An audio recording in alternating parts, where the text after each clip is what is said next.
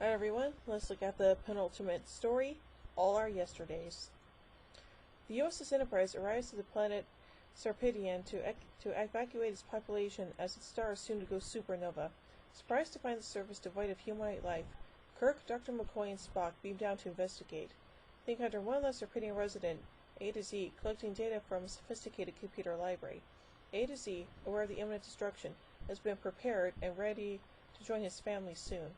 He shows them the Adavacron, a time portal that connects to different eras of Sarpedian's past based on data provided by data disks.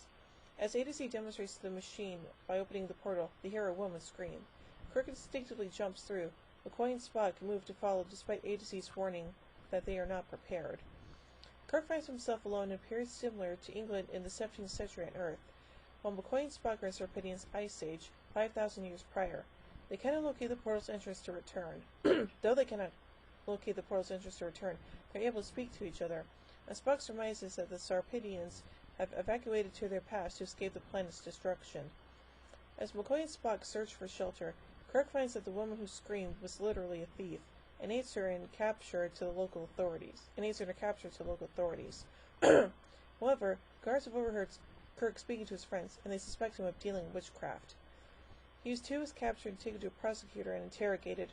Kirk suspects that the prosecutor is from the future and mentions the Adavacron, causing the prosecutor to become nervous and order Kirk jailed.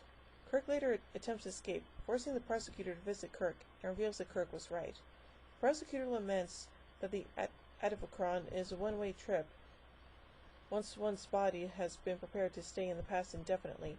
When Kirk explains he was not prepared, the prosecutor is shocked and warns Kirk might die, and agrees to help Kirk return before it is too late.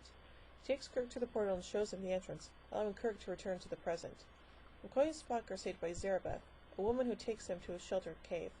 As they recover, she explains she too is from Sarpedian's future, but she and her family were punished to live in this era due to her role in an assassination plot.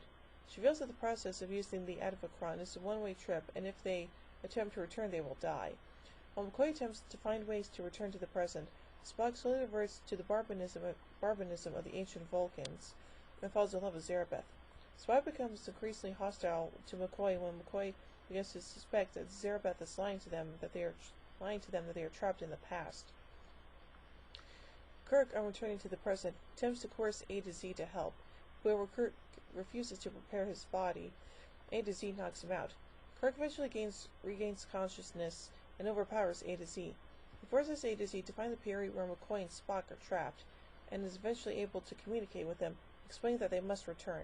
With the portal reopened, Spock regains his normal personality, and asserts he must return with McCoy and has a tearful farewell to Zarabeth. Upon their return, A to Z replaces Datus and the Adavacron with one of his own, and then disappears through the portal.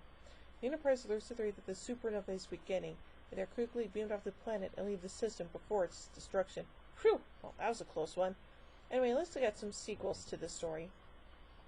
Author A.C. Crispin wrote two... Sorry, hold on just a sec. Sorry. Sorry about this, guys. I wasn't expecting this to happen.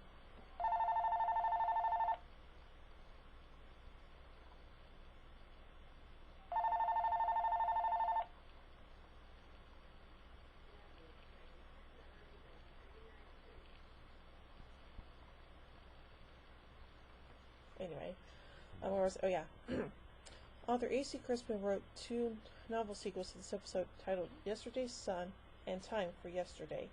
So, yeah, a pretty interesting penultimate episode to the series. I give All Our Yesterdays 4 warp cores out of 5.